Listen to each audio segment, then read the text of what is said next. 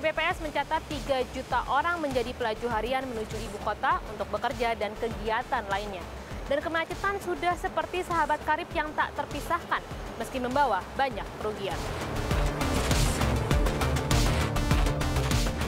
Tersendatnya arus lalu lintas ini menimbulkan banyak dampak negatif, misalnya kerugian waktu, pemborosan energi, meningkatkan polusi udara dan stres yang berdampak pada kesehatan, serta mengganggu jalannya kendaraan darurat. Kementerian Perhubungan mencatat kerugian ekonomi akibat kemacetan mencapai 65 triliun per tahun.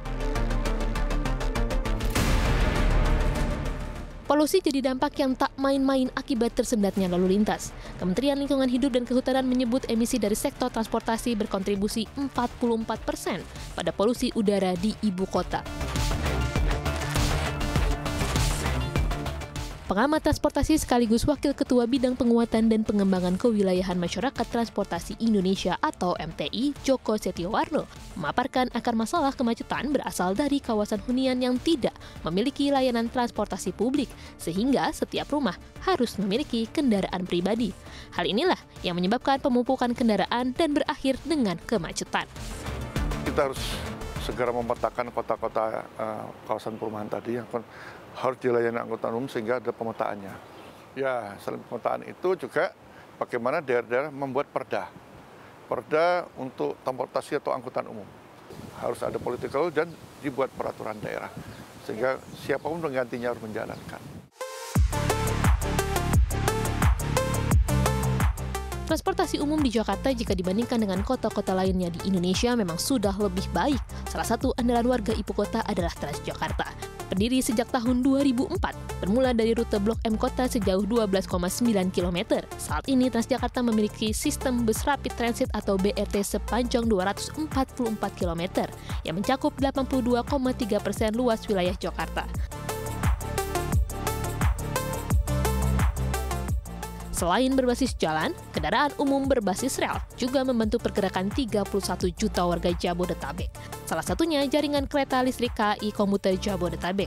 Memiliki 7 rute utama dengan jangkauan 543,4 km.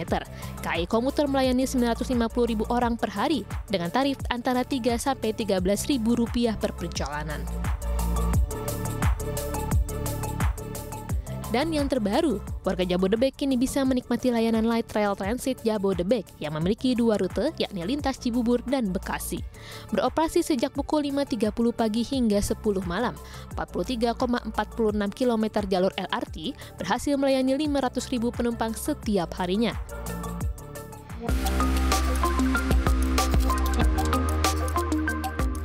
Variasi moda transportasi perlu dipadukan dengan sistem integrasi yang memudahkan perpindahan antar moda. Dan saat ini sudah tersedia di beberapa titik di DKI Jakarta. Misalnya jika Anda pengguna LRT Jabodebek, Anda dapat berpindah moda di stasiun LRT Cikoko ke moda transportasi KRL Komuter Line maupun bus Transjakarta. Integrasi antar moda ini juga bisa ditemui di rute-rute lain, misalnya halte Transjakarta CSW yang tersambung dengan jaringan MRT.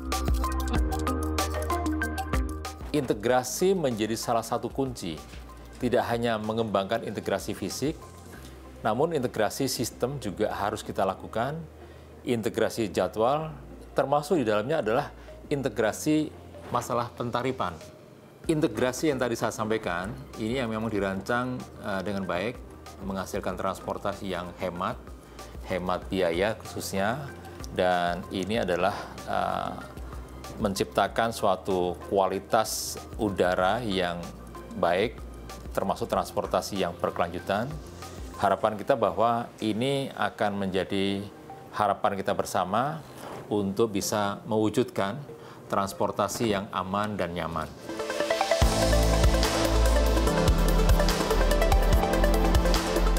Pemirsa, saya baru saja selesai dari perjalanan menggunakan Transjakarta dan akan melanjutkan perjalanan menuju pusat kota melalui halte MRT ASEAN yang saya hanya melalui satu halte transit yang sama di mana memang sudah terhubung, jadi sangat mudah sekali perjalanan saya. Dan memang minat masyarakat untuk menggunakan transportasi umum sangat bergantung pada ketersediaan akses sarana prasarana serta juga integrasi antar moda, sehingga para stakeholder perlu sangat memperhatikan berbagai aspek seperti kenyamanan, keamanan, juga ketepatan.